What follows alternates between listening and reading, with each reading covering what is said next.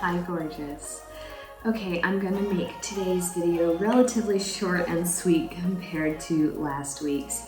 I have some big stuff going on in my household. Jim and I are moving. We are super excited, but that also means that my room is sort of a mess and that we are gonna be super busy, so I will try to keep y'all updated with how that goes.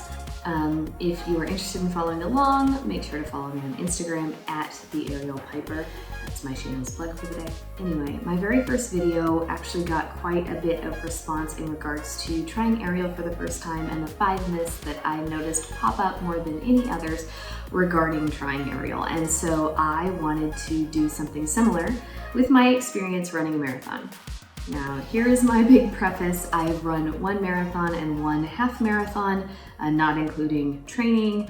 I am no means an expert. This is just my experience from running it the very first time and the big myths that I had going into running a marathon, which now I know are either true or false. So let's get into it.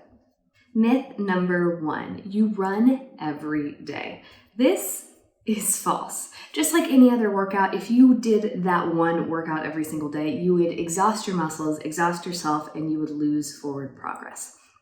I actually found that different programs do different things depending on whether or not you wanted a 12-week program or a 16-week program. I actually found mine, which was a 12-week program, on Pinterest, which ended up working out really well for me. And so I ran 2 short runs during the week and 1 long run during the weekend. And of course, you increase that long run as well as your short runs, and then you taper off on the last few weeks right before your marathon. So no, you do not run every day, and you don't even work out every day. I had 2 different rest days throughout my week, and it worked really well for me. Myth number 2, I can't run a marathon because I am not a natural born runner. Hi, my name is Lauren, aka the Aerial Piper, and nothing about me is coordinated, including running. So running a marathon, definitely not just for natural born runners. This is false. Just like everything else, just like in our aerial video, click here if you haven't seen it yet. You get used to it, you train for it by doing it. You don't go the other way around. Now, that being said, you don't go and run 26.2 miles right off the bat. You train for it, but your body does end up getting used to it, and it is so rewarding. You get so much out of it mentally and physically, and I highly recommend it. Myth number 3, all marathons are created equal. They're all 26.2 miles, right? False. They are all 26.2 miles. That part is true, but they are not all created equal. The marathon that I ran was very small, a very small organization. It ended up being like 20 people on race day, maybe.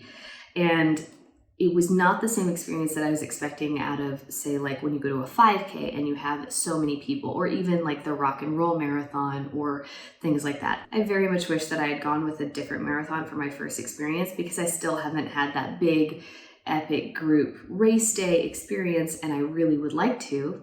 Cross our fingers that we can go back to that soon, but they are definitely not all created equal. Another big thing is they're not all created equal in where they happen. So if you plan on doing one outside of your immediate area, make sure you know the terrain, because if you're going to be running a lot of hills, you probably want to train hills.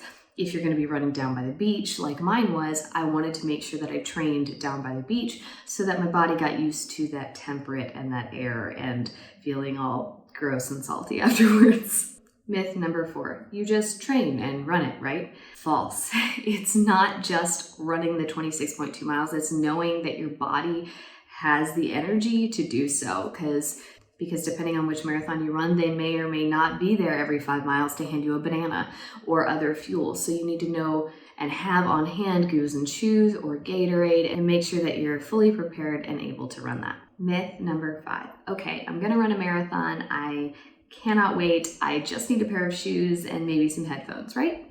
This is sort of true. Like I mentioned earlier, it takes a lot more than just running in order to complete a marathon, because your body goes through different stages throughout the run, running out of ATP, making sure that your body has enough fuel to continue glycolysis so it's not eating the proteins in your muscles. which means being prepared. But this goes beyond more than just goos and chews or having run gum or an energy drink on hand. It also means having the right pair of shoes, having a runner's belt to be able to hold all of it, knowing where you tend to get sore and what you can do to kind of prevent that as you keep going. Do you need KT tape or a knee sleeve? You know where your heels are during your actual marathon so you know when to fuel up. All of these things you could technically do without, but it's gonna make the entire experience a little more difficult. So the more prepared you are, the easier you end up making it on yourself. That is in no means saying that you absolutely have to do these things, but it might end up helping your overall experience if you do.